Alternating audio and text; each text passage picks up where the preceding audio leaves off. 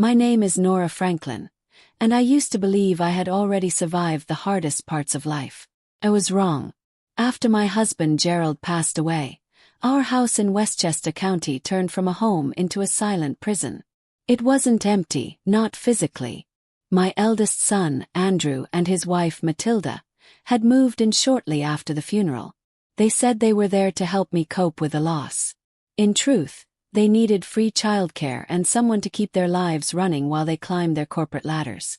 First, I convinced myself they meant well. I told myself I was lucky to have family close, to not be alone. But the little things started piling up. Matilda would introduce me to guests as Andrew's mother who lives with us, never once mentioning that the house they now called theirs was part of Gerald's estate, something I had the right to live in for life. Andrew treated me like staff. He'd leave me a list of things to clean or tidy up before his colleagues arrived, never acknowledging that I'd once mortgaged everything I had so he could get his MBA. They discussed money like I was a burden, whispering about whether they should keep me on, like I was an employee whose contract was close to ending. But still I stayed. I told myself that family was worth it. That love, even if not returned, had meaning. On the morning of Andrew's 32nd birthday, I woke early. I spent hours making lasagna, garlic bread, and his favorite chocolate cake from scratch. Matilda floated into the kitchen wearing a dress more expensive than most cars I'd ever owned. "Don't forget to dust the baseboards," she said, not even looking at me. "And please, Nora, be discreet tonight. His colleagues don't need to know our arrangement." Our arrangement. As if I were some secret she needed to hide. Andrew barely looked up from his phone as he reminded me to make sure the house looked perfect. "Mr. Harrison is coming," he said, sipping coffee I had brewed. "This promotion depends on tonight." By 6 p.m. the house sparkled. I had spent the entire day scrubbing, decorating, preparing. The flowers, which I'd driven 20 minutes to pick up with my own money, filled the air with a sweet scent. As the guests arrived, I stayed hidden in the kitchen, plating food and refilling wine glasses, while Matilda walked around carrying trays like she had made them herself.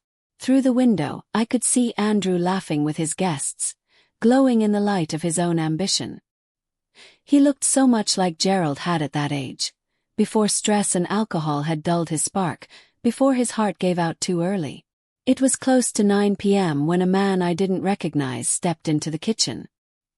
He looked older than the others, mid to late 60s, with silver hair and the kind of calm that only comes from experience. "Excuse me," he said warmly. "Looking for the restroom." I told him where it was, barely lifting my eyes from the dishes. "The food is remarkable," he said. "Did Matilda make all this herself?" Something in his voice made me look up. He already knew the answer. "No," I said. "I did." He nodded slowly. "Thought so. I'm Joseph Harrison, by the way." My hands froze in the soapy water.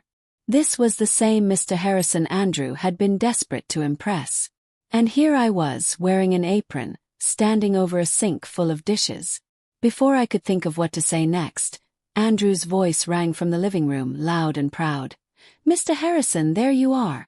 I was just telling everyone about the big case we won." Joseph Harrison gave me a small smile before leaving the kitchen. "Lovely meeting you, Mrs. Franklin. I have a feeling we'll speak again soon."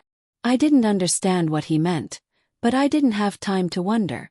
The party continued, and I still had hours of cleaning ahead of me. As midnight approached, the last guest finally left. Matilda went straight upstairs, mumbling something about needing rest. Andrew lingered in the living room, swirling a glass of whiskey like he'd earned it. "Good party," he said. "I think Mr. Harrison was impressed." I gave him a neutral nod and continued clearing the table. That's when he dropped the real blow. "Mom, Matilda and I have been talking about the future." He wasn't looking at me. "The boys are getting older, and we won't need as much help. We think it's time for you to start living your own life again." His voice was calm, almost cheerful, like he was doing me a favor. Froze, dish in hand. "This is my house, Andrew," I said quietly. He finally looked at me, and his expression didn't change. Actually, it's not. Dad left it to me in the will. You have a life estate, but that doesn't mean you have to use it. He said it like it was no big deal, like I was just being dramatic. Somewhere smaller might be better for someone your age. In that moment, something inside me cracked.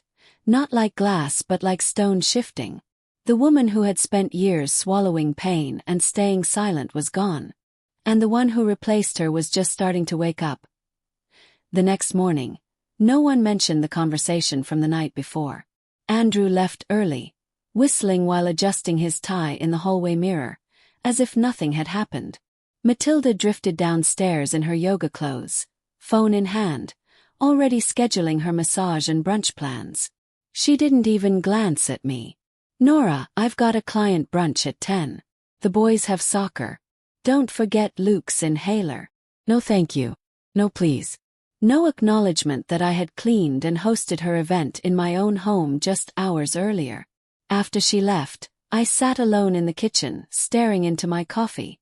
The garden outside was blooming. Roses that Gerald and I had planted together years ago were thriving in the morning light, deep red like blood. The scene was peaceful, beautiful even. But inside me, a storm had settled into something colder than rage. Clarity. I wasn't their beloved mother or grandmother. I was the help. Convenience. A placeholder they would discard as soon as it suited them. Later that morning, as I tied Luke's cleats before soccer practice, he looked up at me and asked, "Grandma, why don't you live in your own house?" I smiled sadly. "This is my house, sweetheart." He blinked. "But Daddy says it's his now. That you just help take care of it because you're old." His words didn't sting because he was cruel, but because he was honest. Children repeat what they're taught. My own son had painted me as a burden to the next generation. That afternoon, after the house settled into quiet, I made 3 phone calls. The first was to Patricia Chen, the family lawyer who had handled Gerald's estate. "Patricia," I said, "Andrew's been saying the house is his now. That I should move out." There was a pause on the line, then Patricia's voice sharpened. "He may hold the deed, but you have a life estate. That means the right to live there as long as you wish. He can't evict you." I felt a surge in my chest, something I hadn't felt in months. Power. The second call went to my financial advisor. The third to a private investigator I'd once used in my consulting days. By the time Andrew and Matilda came back that evening, I had a clear plan. But they had no idea. They strolled into the kitchen like they always did, laughing over some social media post and complaining about the price of imported wine. I poured myself a quiet glass of water and said nothing. Let them enjoy their comfort a little longer. 3 days later, Matilda informed me that they were hosting another dinner, this time for Andrew's birthday. A smaller guest list but very exclusive. Senior partners, elite neighbors, and Matilda's book club friends. "We'll need everything perfect," she said, already flipping through Pinterest on her phone. Cocktail hour, seated dinner, dessert. Elegant but impressive. I smiled and nodded, but my mind was already racing. She wanted elegance. I'd give them the most unforgettable dinner party they'd ever had. Over the next few days, I turned the house into a showpiece. I ordered fresh flowers, planned a gourmet menu, polished the silver, and laid out my grandmother's china. Matilda, of course, took all the credit. She posted photos on social media with captions like, "So grateful to be hosting another beautiful evening," without mentioning the hours I spent creating it. But I didn't mind. Let her pretend. Let them both pretend a little longer. The night of the dinner arrived, and I wore my best black dress. Not a designer label, but classic and sharp. My hair was done. My makeup perfect. I looked like the lady of the house because I was. Not that anyone noticed. I served cocktails, passed around hors d'oeuvres, and smiled as their guests ignored me. Until Joseph Harrison arrived. He caught my eye from across the room and gave me that same knowing nod. Then he approached. "Mrs. Franklin," he said, voice low but warm. "I've been meaning to ask, are you by any chance the same Nora Franklin who ran Franklin and Associates?" The question struck like thunder. I hadn't heard that name in years. I hesitated, then said, "Yes, that was a long time ago." His eyes sharpened with interest. "Not that long. I remember when you sold to Brennan Corporation. Brilliant strategy. Walked away with what, 30 million? I corrected him almost without thinking. 32. His eyebrows lifted. Impressive. Before I could say more, Andrew appeared beside us. His voice slightly slurred from wine. "Mr. Harrison, I hope you're enjoying yourself. The food's great, right?" Harrison nodded, his gaze not leaving mine. "Indeed. I was just talking to your mother about her former business." Andrew forced a laugh. "Oh, Mom's little consulting thing. That was ages ago. Filing systems and office organizing. Nothing serious." His words sliced through the air like a dull knife. Harrison's face turned unreadable. He looked at me, then at Andrew. 32 million isn't exactly nothing, he said. And with that, the entire evening began to shift. Andrew blinked, as if trying to understand what he had just heard. "I'm sorry, what?" he asked, though the tremble in his voice betrayed his rising panic. Joseph Harrison's tone didn't waver. "Your mother founded one of the most successful consulting firms in the region. When she sold it, she walked away with enough to retire comfortably for several lifetimes. She revolutionized supply chain management, holds 2 patents, and was featured on the cover of Forbes." A fork clattered against a plate somewhere down the table. The room had gone silent except for the sound of Harrison's voice cutting through the tension like a knife. Andrew's face drained of color. His mouth opened, closed, then opened again like a drowning man gasping for air. For the first time in years he saw me, not as the quiet, apron-wearing background figure he used for convenience, but as a woman of power, wealth, and unshakable independence. "Mom," he whispered, his voice barely audible. I looked him in the eye and felt absolutely nothing. No warmth, no sadness, not even betrayal, only calm detachment. "We'll talk later," I said coldly and turned back toward the kitchen. Behind me, I heard Harrison speak again, this time louder. "Andrew, I think there are things about your family that you've chosen not to understand." The guests had grown tense and curious, exchanging hushed glances and whispering behind wine glasses. Matilda, sensing danger, had started weaving her way toward Andrew, her smile tight and desperate. But it was too late. As the guests took their seats, I moved mechanically, placing plates with perfect precision. I was invisible again, at least to them. But their silence was heavier now, eyes flickering toward me with new thoughts behind them. When I reached Mrs. Wellington, she gave me a thin smile. "Joseph was just telling us about a consulting firm. Didn't you work in that field, Nora?" Her voice was coated in sugary curiosity, the kind that dripped with calculation. "I did," I replied simply. Before I could say more, Andrew's voice rang out louder than necessary. "Oh, Mom had a little business years ago. Nothing major. Just helped some small offices get organized." He laughed nervously. "She's always been great at keeping things tidy, right?" His dismissal was sharp and deliberate, and I felt the temperature in the room drop. Harrison's expression darkened, but he said nothing.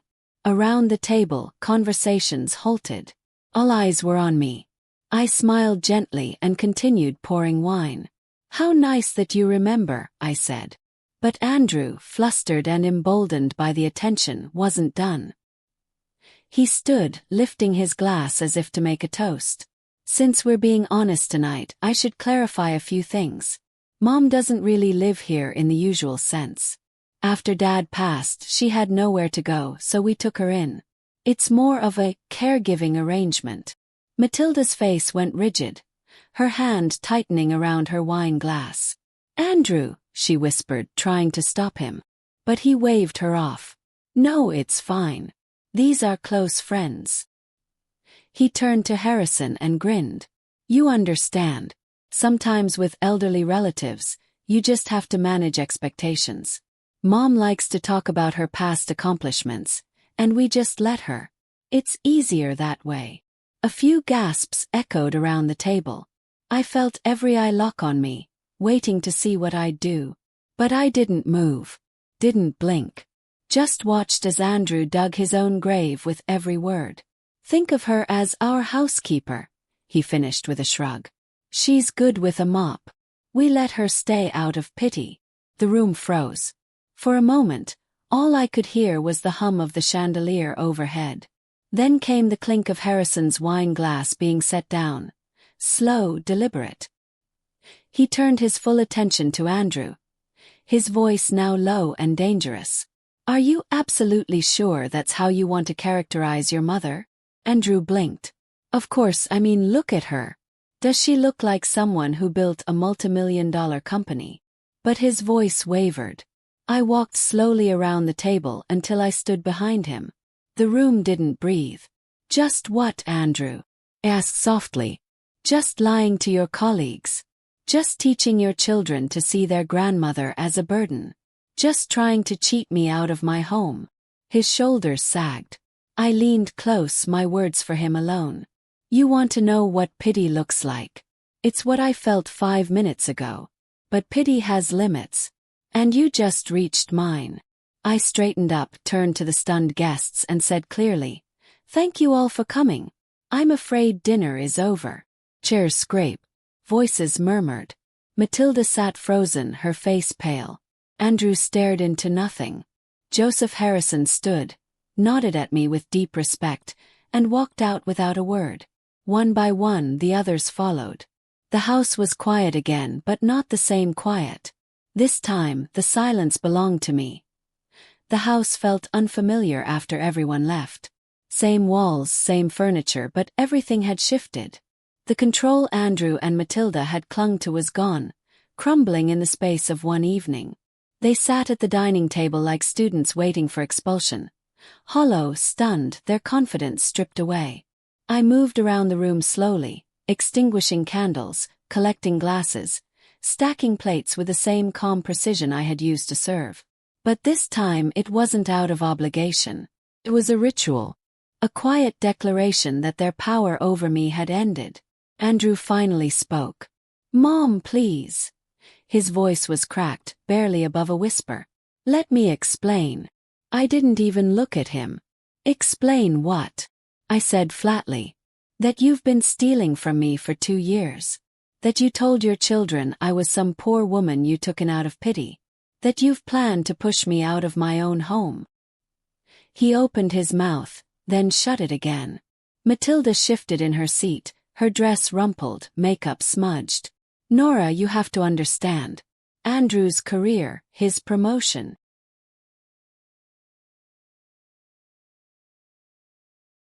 I turned to her slowly. Yes, let's talk about Andrew's career. The one I paid for. The law school tuition, the apartment, the wedding, the country club. The contacts I gave him from my old business network. All of it came from me. Should I go on? She looked away. That's what parents do, Andrew muttered, almost to himself. You wanted to help. I did want to help, I said, setting a stack of plates on the counter with a soft thud. But there's a line between helping and being exploited. I walked to the liquor cabinet and poured a glass of Gerald's scotch. Andrew's scotch now, if you asked him. Except nothing about this house belonged to him anymore. I took a sip, then looked them both dead in the eye. Here's what's going to happen, I said calmly. Tomorrow morning, you're going to start looking for a new place to live. I'm giving you 30 days to move out. Matilda jumped to her feet. You can't do that. This is our home. The boys' school, our community. Our life is here. This was never your home, I replied. It's mine. You were allowed to live here. That ends now. Andrew looked up, his face slack with panic. If you kick us out, Mom, how will it look? My reputation. I laughed. A sharp, humorless sound. By tomorrow, everyone at your firm will know what happened tonight. Harrison won't keep it quiet. Your reputation is already gone, Andrew. He dropped his head into his hands. Matilda stood frozen, eyes glassy. There must be something we can do, she whispered. Fix this, said voice hard. You want to fix this? How do you propose we fix 2 years of lies, manipulation, and betrayal? She didn't answer. She couldn't. I stepped closer. Let me make one thing very clear. I don't forgive. I don't forget. And I don't give second chances to people who confuse kindness with weakness.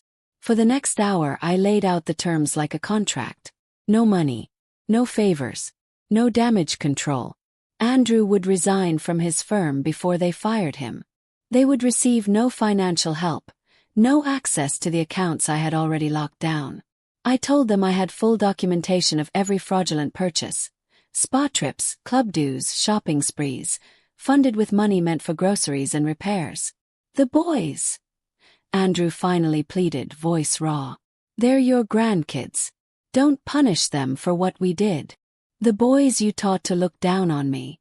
The ones you trained to see me as an old burden.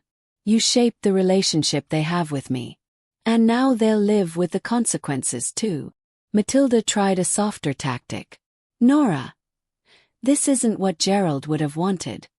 He'd want us to be a family.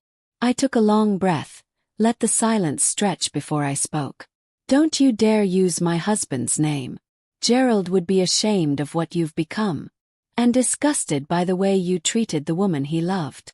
I stood slowly, adjusting the hem of my dress. This conversation is over. You have 30 days. Use them wisely. As I turned to leave the room, Andrew stood abruptly. Mom, what if we apologize? What if we try to make it right? I stopped at the foot of the staircase and looked back at him. My son, the baby I once held, the boy I raised with dreams and sacrifices. But now he was a stranger wearing his face. I'm afraid it's too late for that, I said, and I meant every word. I climbed the stairs without looking back, each step heavier than the last, but not from sadness. It was the weight of finality, of choices made. I reached my bedroom, my bedroom in my house, and for the first time in 2 years I locked the door behind me. That simple click echoed louder than any argument we could have had. It was done. Before dawn I was up. Not out of habit or obligation but purpose. I made my first call to Patricia Chen, my lawyer, and reviewed every legal detail of my life estate. Then I called my financial advisor and had all shared accounts closed or restructured. Lastly, I rang my old private investigator. I'd used him before in my consulting days, and I trusted him to move quietly and thoroughly. By the time Andrew and Matilda wandered down for breakfast, faces pale and speechless, I was already sitting at the kitchen table with a cup of coffee and a thick stack of documents. What's all this? Matilda asked, her voice tired and wary. Insurance, I said simply. I turned to Andrew and slid a folder across the table. Patricia reviewed your employment contract. Turns out there's a morality clause about behavior that reflects poorly on the firm. Fascinating, isn't it? Andrew's color drained. You wouldn't, he muttered. Oh, and I had a very enlightening conversation with my investigator, I continued. We traced all your spending for the past 2 years, everything charged to the cards I co-signed. Vacations, spa treatments, luxury memberships. All of it. $23,000 in the last 6 months alone. Matilda reached for the papers, her hands trembling. That's not illegal. We had access to those accounts. You had access, I replied calmly. For household expenses. Not for using me like an ATM while you pretended to support me. Andrew's voice cracked. You're bluffing. I pushed another folder forward. Bank statements, transaction logs, credit card summaries. All printed, highlighted, organized. He didn't even open them. He just stared at the table, broken. Here's how this works, I said. You'll leave this house without drama. No press, no gossip, no contact with me or the children used as leverage. In return, I won't file charges for fraud. And I won't send this to the Bar Association. Matilda looked like she was going to argue, but she saw something in my expression that stopped her cold. If we don't agree, she asked, though she already knew the answer. I smiled, and it was the coldest expression I had ever worn. Then you'll find out exactly what I'm capable of. Andrew swallowed hard. You've thought of everything. I've had 2 years to think about it, I replied. 2 years of being treated like your unpaid maid while you plotted to steal what was mine. Neither of them spoke after that. I picked up the documents and stood. You have 29 days left. Start packing. I walked out of the kitchen to the sound of Matilda crying. Small, hopeless sobs. Once upon a time that might have moved me. Once upon a time I believed love was enough. But that woman was gone, and what stood in her place now only felt cold, clear satisfaction. 3 weeks later, I stood at the window as the moving truck rolled out of the driveway. Their departure was exactly how I'd ordered it. Efficient, silent, emotionless. No goodbyes. No final hugs. No teary grandchildren. Just furniture, boxes, and silence. The boys had cried, of course. They were too young to understand betrayal, too innocent to see manipulation. But I felt nothing. No guilt. No sorrow. Only the calm relief of justice, delivered quietly, completely. As I walked through the house, I reclaimed each room like forgotten territory. I opened drawers, cleared out remnants of their lives. In Andrew's former office, I found a stack of mail he'd left behind. Bills, insurance notices, and, tucked at the bottom, a letter from his law firm. I opened it without hesitation. Dear Mr. Franklin, it began. Due to recent events and their effect on firm morale and client trust, your position is hereby terminated. I folded the letter, tossed it into the fireplace, and watched it curl into ash. The phone rang. Unknown number. Answered. Mrs. Franklin, this is Janet Sullivan from Channel 7 News. We've heard whispers about a rather dramatic dinner party. Would you care to comment? I smiled into the receiver. I don't give interviews. But I recommend you speak to Joseph Harrison. I think he has a few thoughts on professional ethics and family values.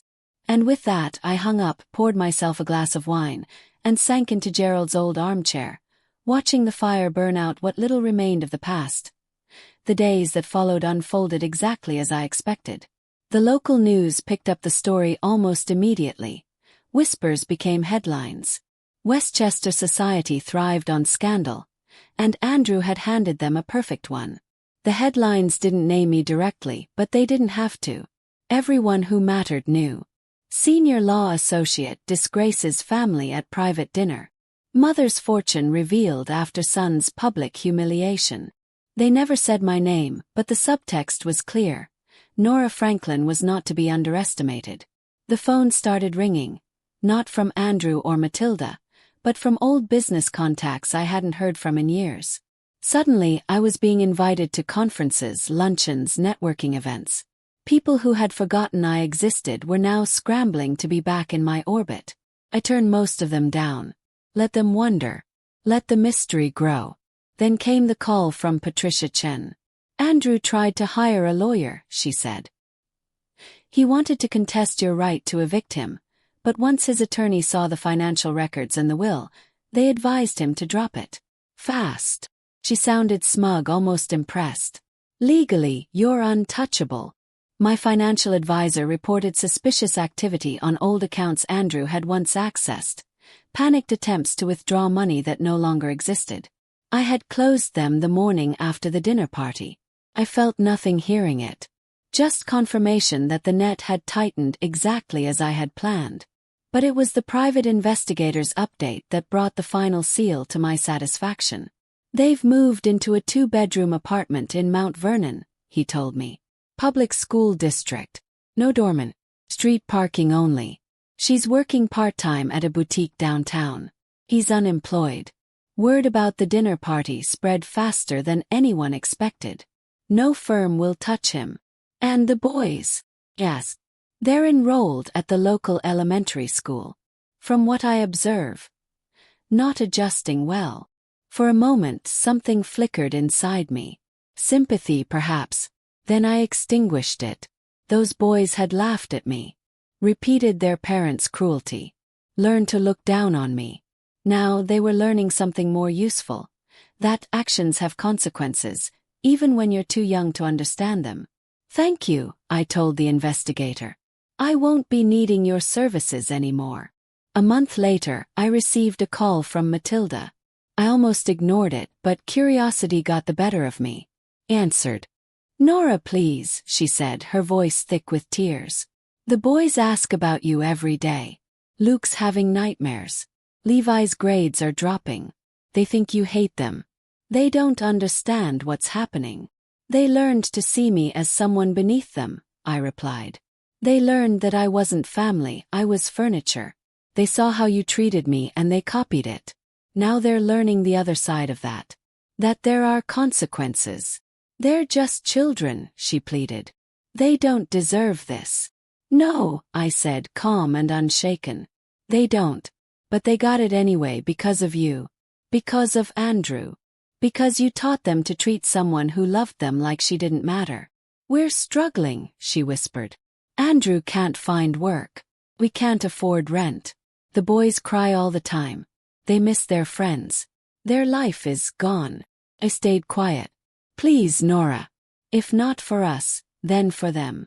I waited a moment. Then answered slowly and clearly. Innocence is a luxury, Matilda. Your boys are learning what the real world feels like. Consider it a gift. A sob. Hung up. Then I blocked her number. I never heard from her again. 6 months passed. I ran into Mrs. Wellington at the grocery store. Her posture had changed, more careful now, more respectful. Nora, darling, she said with a forced smile. How lovely to see you. We're organizing a luncheon for the Children's Hospital. Would you consider joining our committee? The same woman who had once whispered behind her hand as Andrew mocked me, now wanted me in her circle. I gave her a polite smile. How thoughtful, I replied. I'll have my assistant send over a donation. I had no assistant, but she didn't need to know that. Driving home through the quiet, tree-lined streets, I felt something I hadn't felt in years. Not joy, not warmth, just peace. My house stood at the end of the lane, elegant and waiting. Mine again. Mine completely. The roses Gerald and I planted were blooming once more, deep red, thick and full like they had fed on blood. I paused to admire them before going inside. In the living room, I poured a glass of wine, sat in Gerald's favorite chair, and looked up at his portrait above the fireplace. They learned my love, I said softly, lifting the glass. They finally learned what happens when you mistake kindness for weakness. And the house, for the first time in years, was quiet in the right way. Not the silence of being ignored, but the silence of peace, of freedom, of a home reclaimed. Just me, my victory, and the satisfaction of justice. Delivered cold, but delivered perfectly. Some might call what I did cruel. They might say that mothers are supposed to forgive, that grandmothers should always put their grandchildren first, that love should win over pride, that family means bending even when you're breaking. Those people have never stood in my shoes. They've never been called a charity case by their own son, never had their life's work dismissed as nothing more than filing systems. They've never scrubbed baseboards in the house they paid for while strangers called them help. They've never had their grandchildren repeat the same dismissive words they once said with love. And through all of it, I stayed quiet. I stayed patient. Waited. Until the waiting ended. What I did wasn't out of bitterness. It wasn't even about revenge. Not really. It was about something colder, more precise. Justice. Not the kind that asks for apologies or gives space for tears. The kind that measures, calculates, and strikes when the moment is perfect. I didn't scream. I didn't threaten. I didn't throw anyone out into the street. I simply laid down the truth, financial, legal, and personal, and let them collapse under the weight of their own arrogance. Now I am finally free. Of obligation. Of performance. Of pretending. The invitations still come, of course. My name, once forgotten, now floats again in boardrooms and charity circles. People want my opinion, my presence, my signature on checks. I attend when I want to, leave when I don't. I speak little. I listen more. And always I watch. The lesson my family learned was hard. It was meant to be. But I didn't do it for them. I did it for me. To reclaim my name. My worth. My voice. Because somewhere along the way, I let them convince me I didn't matter anymore. That I had aged out of importance. That my value was tied only to what I could do for others. Not anymore. Gerald would have understood. Maybe even smiled at the precision of it all. He used to say I was the sharpest mind he'd ever known, just hidden under soft hands and polite smiles. He was right. And now I live in the quiet I earned. The real kind. The kind that doesn't ache. So, if you ever find yourself doubting your worth, if you're being silenced in a place you once built with your own hands, remember this. Some betrayals are too complete for forgiveness. Some wounds teach you who you are. And some victories, earned in silence, executed in patience, are more satisfying than any apology could ever be. This was mine. And I claimed it fully. The days continued on, calm and measured, exactly how I wanted them. I established new routines, not built around anyone else's demands, but solely on what pleased me. I read in the mornings by the window where the sunlight poured in. I tended the roses that had outlived all the lies. I walked the halls of my house without needing to make myself small or invisible. There was no more pretending. No more pretending to be grateful for scraps of respect. No more hoping that love alone would fix what cruelty had broken. Neighbors stopped by more frequently now, all with polite smiles and shallow curiosity. Some brought casseroles, some brought invitations, all of them wanting to be close to the woman who had put a senior law partner's career in the ground without raising her voice. I welcomed none of them in. I wasn't interested in rebuilding a new image for their benefit. I had nothing to prove. Let them wonder what else I was capable of. The house felt different in ways I hadn't expected. Lighter. Not just in silence or space, but in energy. The air didn't press down on me anymore. My movements didn't feel monitored. And I didn't flinch every time the doorbell rang. I had returned piece by piece to myself. Sometimes I thought about the boys, Luke and Levi. I wondered if they missed the cookies I used to bake, the stories I used to read. I wondered if, in their new lives, they ever asked their parents why Grandma never came back. Maybe they cried sometimes. Maybe they were confused. But I didn't reach out. Couldn't. Because the moment I did, Matilda and Andrew would pounce on that opening, twist it, use it to crawl back into my life like rot under paint. And I was done with rot. Done with pretending that the wound could ever be clean again. Once, I might have felt lonely in all this stillness. But not anymore. I had been surrounded by people and felt lonelier than this. Now I was alone and free. And freedom, I'd learned, was never quiet. It had its own sound. Strong, steady beat. Like a pulse returning to a body thought dead. One evening I walked past Gerald's portrait and paused. The setting sun threw long golden shadows through the windows, casting a soft glow across his familiar face. "They thought they broke me," I whispered, raising my glass once more. "But all they did was wake me up." And for the rest of my days, I promised myself this. I would never again shrink to fit into someone else's comfort. I would never again mistake proximity for love. And I would never again wait for respect I already deserved. Some stories end in heartbreak. Mine ended in power. And I wrote the final chapter myself.